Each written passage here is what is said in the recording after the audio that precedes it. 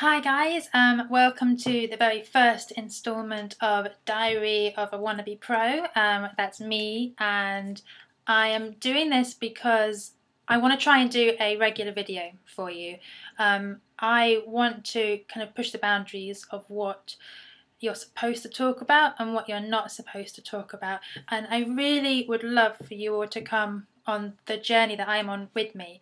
I feel like I've made a lot of progress in the last 6 months, and I've had a lot of new followers in that time, which is amazing, and I really appreciate it, and I appreciate your support. And I get so many questions, and I try to email everybody back, and I don't have the time anymore. I'm getting so many, and I really want to help, so that's part of the reason that I'm doing this video for you. So I want to try and do this differently to how maybe you should do it, maybe other people do it. If I mess up what I'm saying, it doesn't matter. This is just like a one-on conversation, me and you, so no retakes. You'll see me through all the good and through all the bad, and I want to talk about the good and the bad. I think that the journey as a fashion photographer, or wannabe fashion photographer in my case, is a really tough road, and I don't really want to hide all of the difficult parts, because you know that's not real life. And I think I know that it would inspire me if I was watching a video by a photographer that I really admired, who told it like it is, and I don't really see it, so I'd like to be, you know, the person that does that, and maybe I can help inspire you guys and help pick you up if you're feeling down, like you pick me up when I'm feeling down, which is amazing. So that's kind of a long introduction, and I have a lot of questions, but I'm just going to try and answer one of them today. Firstly, I just need to say they're all my opinions. They're all things that I think at the moment. You know, things might change, I might be wrong, whatever. If I am wrong, write a comment and I'll learn something from you, and that's fine. So I have been asked to talk about magazine submissions and commissions. I don't know whether I'm the best person to answer this question, but I get asked this question a lot, so I'm going to answer it the best way that I can.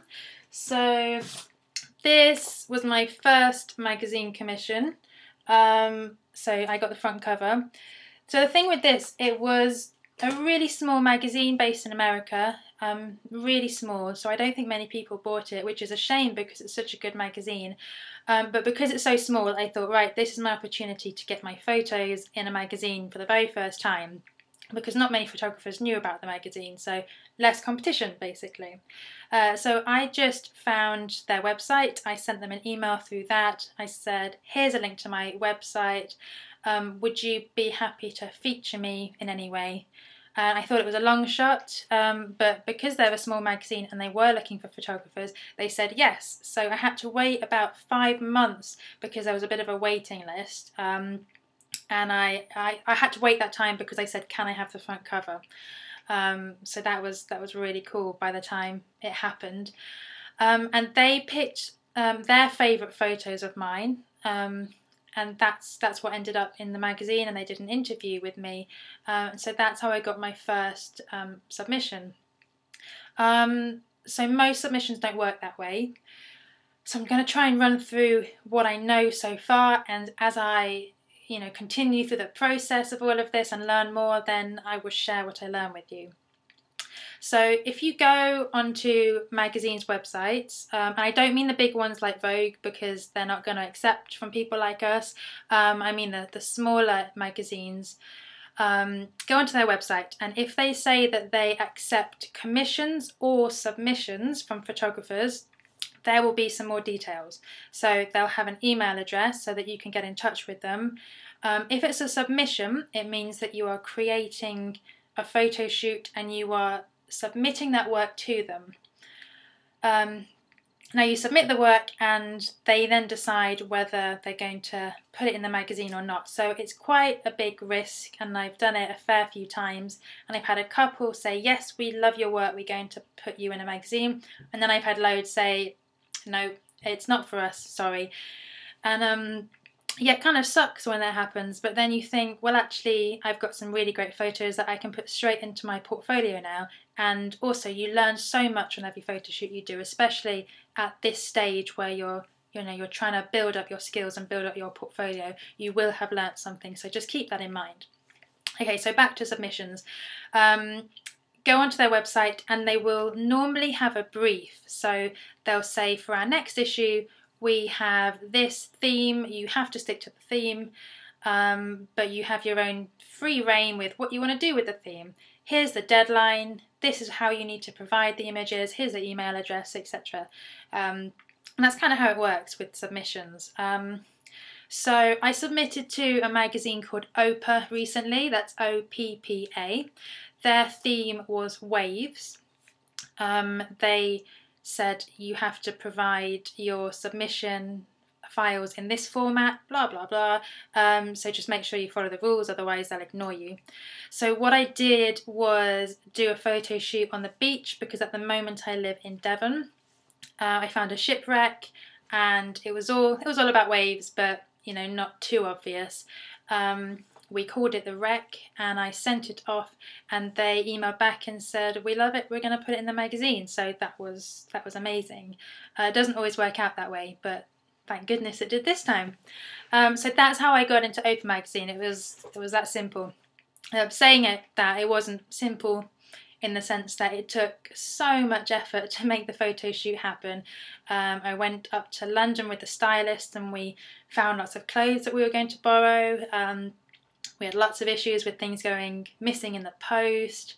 We had to deal with a car crash on the day, really bad weather, all sorts of things. But we pushed through and we got some great pictures despite everything that happened. Okay, so I'm going to move on to commissions, which is a different thing. So a commission is where you submit your idea to a magazine and you do that through the form of a mood board. And then they say yes or no to your idea. So I recently got published in XO magazine and that was a commission.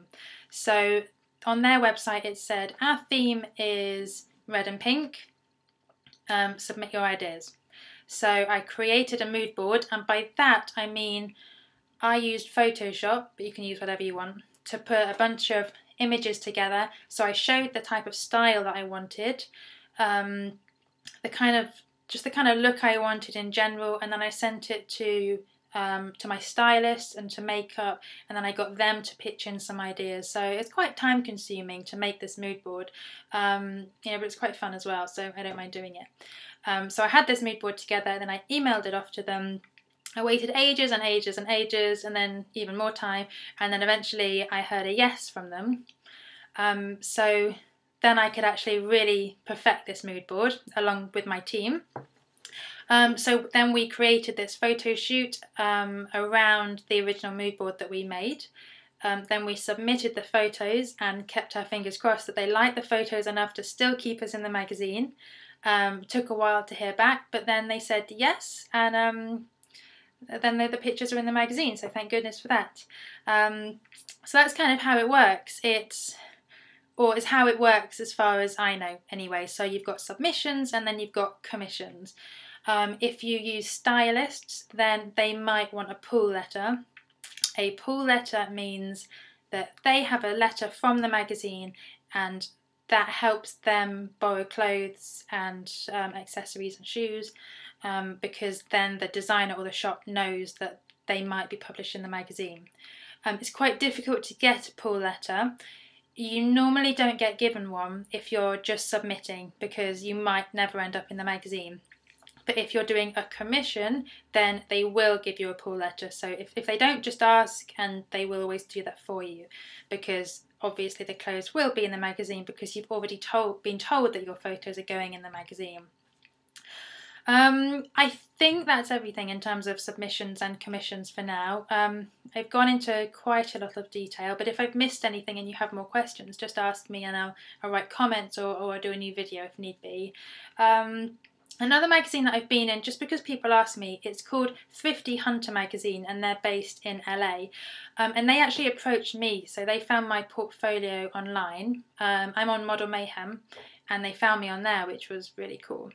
They sent me an email and they gave me a brief and said, would you like to work to that brief? Your deadline's really short, have you got time? And I thought, oh my goodness, I don't have the time, but I made the time, and it was stressful, but worth it. So I worked to the brief. I travelled up to London for that because that's where they wanted it doing, and that's 300 miles from where I am. Borrowed some models and makeup and style at really short notice, and everyone worked really hard. Then edited frantically all through the night to get the photos done.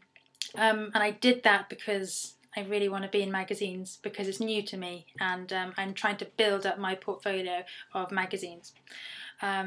And that magazine loved the pictures, so they have offered me a space in their next magazine and their magazine after that. So I know that I'm going to be in 2 more issues at least, because they loved what I did, and they loved that I did it within such a short time scale, and I did exactly what they asked me to do. But I still put my creative flair on, which they really appreciated as well. So that is that's the last few magazines that I've been in recently, and that's how I got them. I think I've covered everything. I want to talk about lots of different things. So lots of ideas that I've already got in my head that I'd like to discuss. Maybe 2 or 3 times a month if I do this video for you.